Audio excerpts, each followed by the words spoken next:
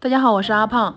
今天我和大家分享一个我家每周三必吃的一道菜，这样做出来一层比一层香，一块比一块好吃，层次多，汁水足，做法简单，一起来看看吧。首先准备一把干黄花菜，一把香菇，向里面加入热水，先把它们泡发。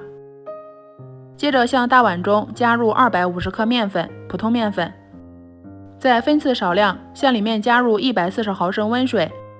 先把它搅拌成絮状，用温水做出的面食口感会更柔软。先这样搅拌成大絮状，然后下手把它揉成面团。面团一开始揉不光滑没有关系，今天面团和得比较软，多揉一下，揉上几分钟就能够把它揉光滑的。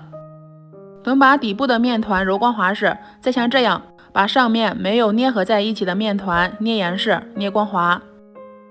捏好之后，把它翻到下面去，翻过来后就不用动它了，盖上盖子，先放那里，让它慢慢的醒着。下面再准备1颗芹菜，把它切成长段。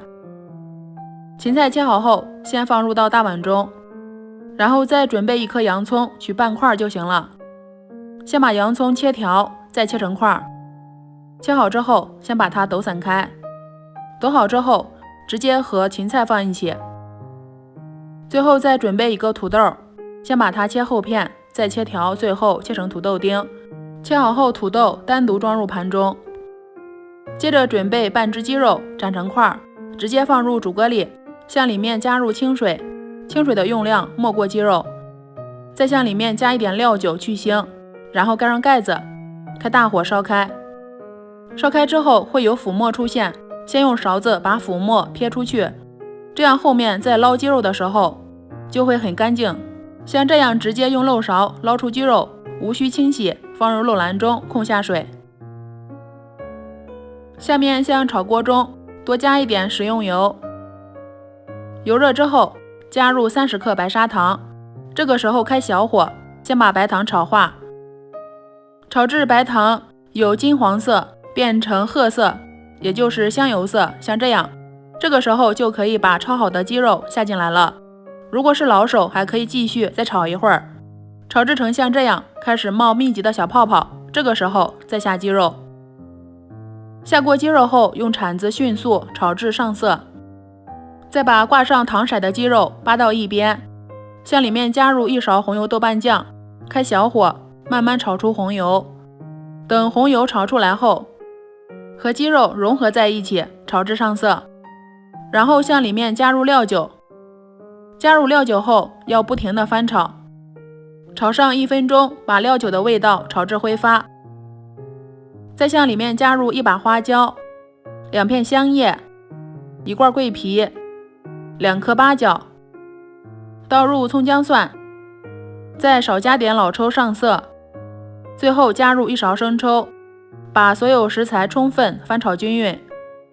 炒好后向里面加入热水，不要加冷水，因为冷水会使受热的鸡肉迅速收缩变柴，就不好吃了。热水没过鸡肉，然后盖上盖子，大火烧开，烧开之后转小火煮上15分钟。下面向案板上撒上一些干粉，取出醒好的面团，上面再撒上一点干粉，把面粉涂抹均匀，然后再把它摁扁，取出擀面杖，把它擀成厚度约2毫米的长方形。擀好后边缘可以裁剪一下，像这样就行了。